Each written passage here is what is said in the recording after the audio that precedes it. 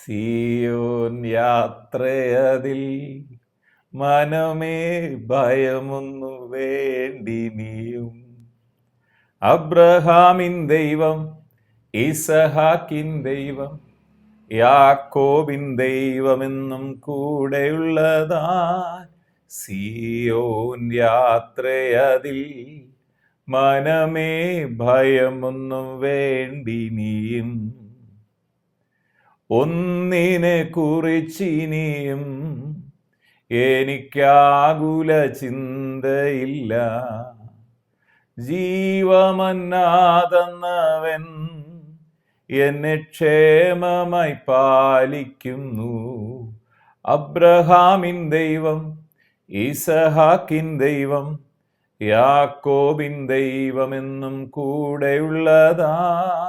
സിയോൻ യാത്രയതിൽ മനമേ ഭയമൊന്നും വേണ്ടിനിയും. മനുഷ്യനിലാശ്രയമോ ഇനി വേണ്ട നിശ്ചയമാ. ദൈവത്തിലാശ്രയമോ അതു ഒന്നാണെനിക്കഭയം.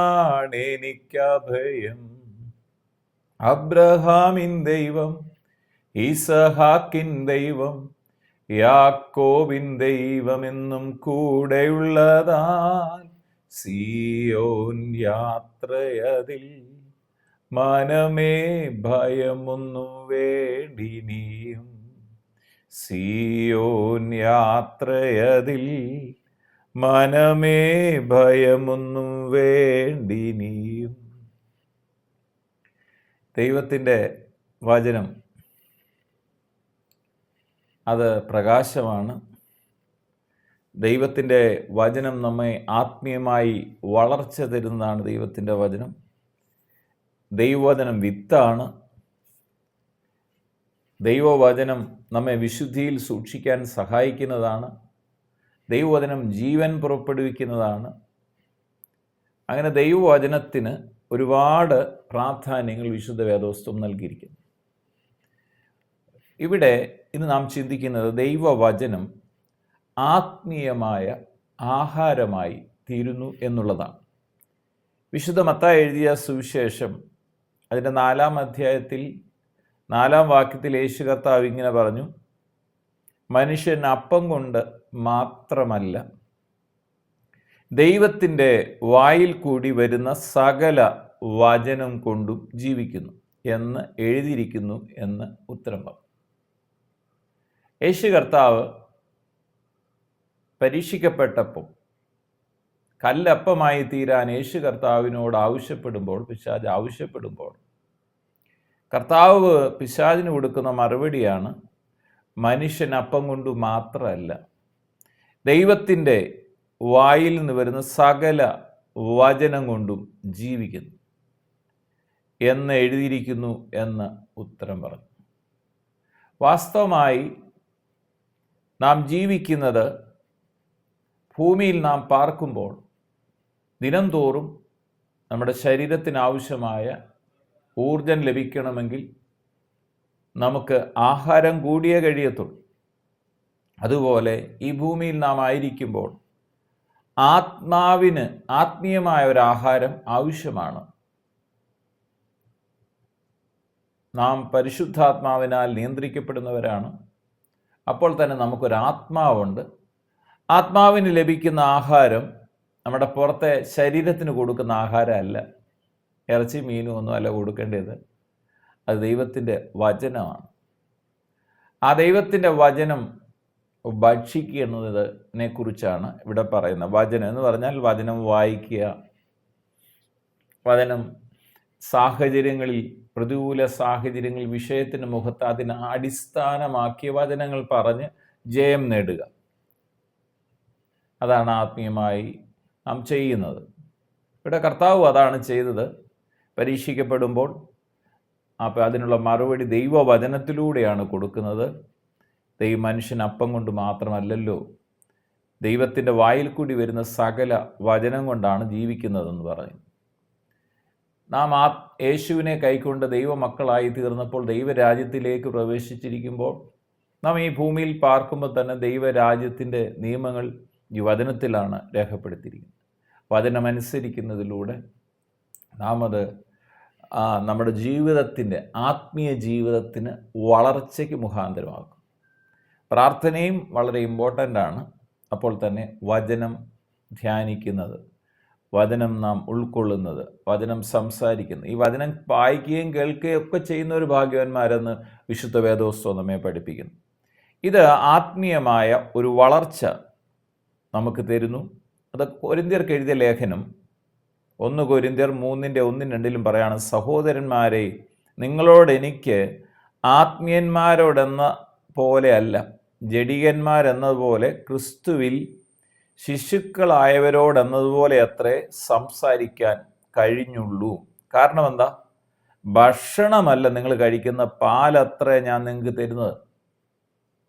നമ്മുടെ കൊച്ചു കുഞ്ഞുങ്ങൾക്ക് പാല് കൊടുത്താൽ അത് പാലിലൂടെ വളരുന്നു. കട്ടിയായ ഭക്ഷണം കഴിക്കാൻ അവർ പ്രയാസമാണ്, അതിൽ കൂടെ അവർ വളരുന്നു. നല്ലൊരു പ്രായപൂർത്തിയാകുന്നൊരു വ്യക്തിയെ സംബന്ധിച്ചോളം അവർ ആഹാരം കഴിച്ചാണ്, കട്ടിയുള്ള ആഹാരം കൂടെ കഴിച്ചാണ് വളരുന്നത്. അതുപോലെ അപ്പോസ്തലൻ പറയാണ്, സഹോദരന്മാരെ, എനിക്കിപ്പം ആത്മീയന്മാരെന്നതുപോലെയല്ല, നിങ്ങൾ ആത്മാവിൽ വളർച്ചയില്ല, അതുകൊണ്ട് നിങ്ങളോട് ജഡീകന്മാരെന്നതുപോലെ ക്രിസ്തുവിൽ എന്ന് പറയാം, ശിശുക്കളായിരിക്കുന്നവരെ പോലെ അത്രേ സംസാരിക്കാൻ കഴിഞ്ഞുള്ളൂ. ഭക്ഷണമല്ല, പാലത്രയാണ് ഞാൻ നിങ്ങൾക്ക് തരുന്നത്, ഇത് വളർന്നു വരാൻ വേണ്ടിയാണ് എന്നാണ് അതിൻ്റെ സൂചന. 1 പത്രോസ് 2:2-3 പറയാണ്, ഇപ്പോൾ ജനിച്ച ശിശുക്കളെ പോലെ. ഇപ്പം ജനിച്ച കുഞ്ഞുങ്ങൾക്ക് കട്ടിയ ആഹാരമല്ല കൊടുക്കുക, പാലത്രേ കൊടുക്കുന്നു. ഇവിടെ പറയാണ്, ഇപ്പോൾ ജനിച്ച ശിശുക്കളെ പോലെ രക്ഷയ്ക്കായി വളരുവാൻ വചനമെന്ന മായമില്ലാത്ത പാൽ കുടിപ്പാൻ വാഞ്ചിപ്പി. ദൈവവചനത്തെക്കുറിച്ച് ഇവിടെ ഒരു കാര്യം പറയാണ്, മായമില്ലാത്തത്. ലോകത്തിൽ നാം ശ്രദ്ധിച്ചാൽ എല്ലാത്തിലും മായമുണ്ട്. എന്നാൽ നമ്മളൊക്കെ ഉപയോഗിക്കുന്ന പാലിനകത്തൊക്കെ പാല് കേടുവരാതെ ഇരിക്കാൻ ചില കാര്യങ്ങളൊക്കെ അതിനകത്ത് ചേർത്ത് മനുഷ്യന് ദോഷമുള്ളതും ചേർക്കുന്നു എന്നാണ് കേട്ടിട്ടുള്ളൂ. അപ്പോൾ ഇവിടെ മായമില്ലാത്തത് ദൈവവചനമാണ്. ആ ദൈവവചനം ഭക്ഷിച്ചു വേണം നമ്മൾ ആത്മാവിൽ വളരേണ്ടത്. എഫേസ്യർക്ക് എഴുതിയ ലേഖനം 4:12-15 വരെയുള്ള വാക്യങ്ങളിൽ ദൈവത്തിന് നമ്മളെക്കുറിച്ചുള്ള ലക്ഷ്യം എന്താണെന്ന് വിവരിക്കുന്നുണ്ട്.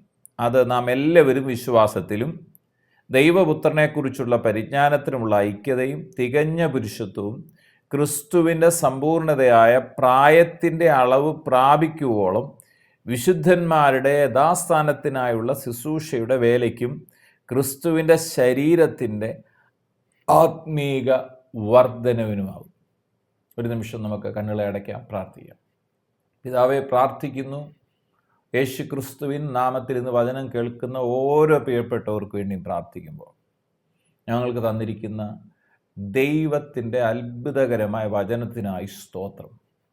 അത് ദിനംതോറും കേൾക്കുന്നവർ മാത്രമല്ല, അത് ഞങ്ങളുടെ ജീവിതത്തിൽ ഞങ്ങളുടെ ആത്മീയമായ വളർച്ചയ്ക്ക് ദിനംതോറും അതൊരാഹാരമായി തീരാൻ, അതിലൂടെ ആത്മീയമായി വളരുവാൻ, മായമില്ലാത്ത വചനം ഭക്ഷിച്ച് ശരിയായ വിധത്തിൽ ആരോഗ്യത്തോടെ വളരുവാൻ, ദൈവവചനം പഠിച്ച് വളരുവാൻ, ശിശുക്കളെ പോലെയല്ല, അങ്ങനെ വളർന്ന് പ്രായപൂർത്തിയായവരെ പോലെ പരിജ്ഞാനത്തിലൊക്കെ നിൽക്കാൻ ദൈവത്തിൻ്റെ പരിശുദ്ധാത്മാവ് ഞങ്ങളെ ഓരോരുത്തരെയും സഹായിക്കുമാറേക്കണമെന്ന് പ്രാർത്ഥിക്കുക. എന്നെ കേൾക്കുന്ന രോഗികൾ ഇപ്പോൾ തന്നെ യേശു ക്രിസ്തുവിന് അടിപ്പിണരുകളാൽ സൗഖ്യം പ്രാപിക്കട്ടെ.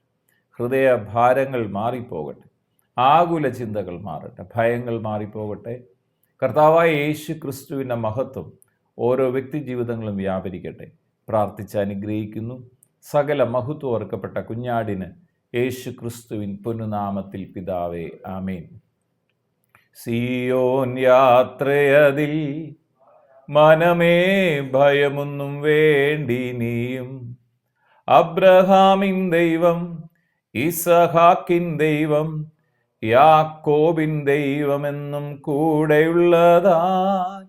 സിയോൻ യാത്രയതിൽ മനമേ ഭയമൊന്നും വേണ്ടി, നീയും